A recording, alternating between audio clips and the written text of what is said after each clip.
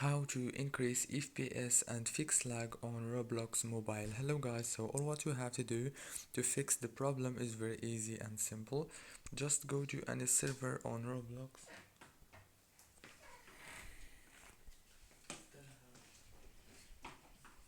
and then go to the top here, click on this Roblox settings icon, click on settings, scroll down and make the graphics mode on the manual mode, and then go down. You will find the graphics quality, make it lower as possible like this, and then go back, and congratulations, the problem is gonna be fixed for you easily and fast.